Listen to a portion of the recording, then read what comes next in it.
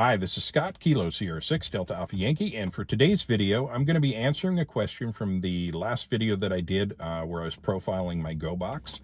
And normally, 9 times out of 10, I'll just answer the question in the comments section and call it a day, but I thought this would be an interesting teachable moment or learnable moment, as the case may be. So I thought I'd go ahead and just sort of answer the question here. So here's the setup. So I do the profile on the Go box, and it's just a 50-watt mobile rig inside of one of those Apache cases that you use out in the field. In the process of doing the video, I mentioned that I use that rig 3 times a week, every single week, which to me sounds like perfectly normal behavior.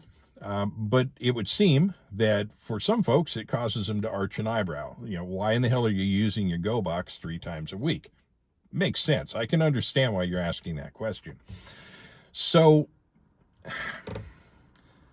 I guess I could say it like this. What I use it for is I do 2 nets a week. I do a Monday night GMRS net, and I do a Wednesday night ham radio UHF net for the American Legion Club here, or American Legion Amateur Radio Club here in Visalia. And on the third occasion, I use that to check into another net. And I do that, use a 50-watt mobile rig for that purpose because I want to make sure that I can hold that repeater, and it's a lot more efficient to do that kind of work on a mobile than it is on an HT. That still doesn't answer the question, why that one though? Because most people would assume that I would just walk into my ham shack in my house and I'd turn on my mobile that I have bolted to a shelf or a desk or a table or whatever and use the antenna that's mounted to my house. And unfortunately, no, I don't have any of that kind of equipment in my house, on my house, or around my house.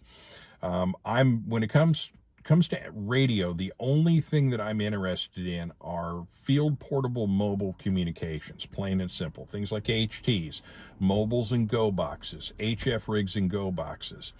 I have zero interest whatsoever in ham shacks and setting up conventional radio operations in my house. That's recreational radio, and I just don't do that.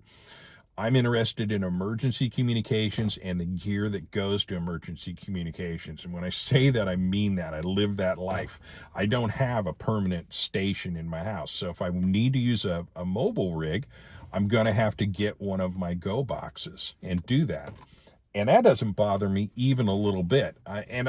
This is not because I live like in an HOA and I'm prohibited from doing so. I could put an antenna up there if I wanted to, and I could set up a conventional station. I've just never taken the time to do it because it just doesn't interest me. If I want to set up a mobile rig, I want to set up one of my Go boxes and use those because that's what interests me. Now, in the process of doing this over the years, I have learned a great many things about setting this stuff up. I've learned what works, what doesn't work, and I've got it down to such a system that it takes me less than 6 minutes to set up and be operational. So whether it's the tailgate of the truck that I'm doing it on, my backyard, side of the house, and I do this under all weather conditions too. Whether it's hot, whether it's cold, whether it's rainy, doesn't matter. I set the gear up and I go. I got to figure out the weather situation and figure out how to make it happen. And I do that because I believe in the concept of train like you fight, fight like you train. So, and in doing all of this, setting this gear up, I've found out what works. I found out the most efficient way to do it. I've been able to fine tune the gear. I've been able to just figure it the hell out. And I've gotten good at it. And I now have mastery over that gear. So if I have to do this under dire circumstances, you know, in a disaster, you know, true, actual, real EmComm kind of stuff, I already have all the skills to do that. But if you don't do that, if you just build all this kit and then you just put it in a box and put it up on a shelf and save it for a rainy day, and when something bad happens, I'll pull this all out and figure it out, you might find yourself to be quite surprised when some of that gear doesn't work or it doesn't work correctly.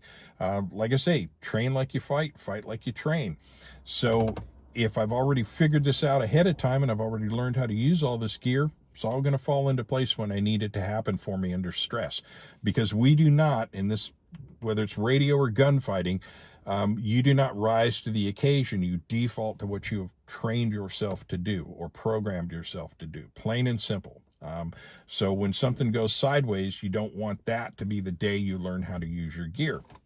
So that's a kind of long-winded answer to a very simple question, but a question that has definitely had some merit because it is odd behavior. Now, I will say this. On a few occasions, I just cheat and do it from inside the truck every now and again. But 87% of the time, I do it the way I just described, where I set up outside. So with that, I will, well, before I bring it to a close, I'll mention one other thing. If you're interested in tactical slings, radio pouches, belt-mounted pouches, or other tactical gear, my day job is spectergear.com. Be sure to visit us there, have a look around. We can definitely use the business. Things are not good right now. So, with that, I will thank you for watching and or listening. This is Scott, Kilo Sierra 6, Delta Alpha Yankee from Visalia, California. Have a wonderful day.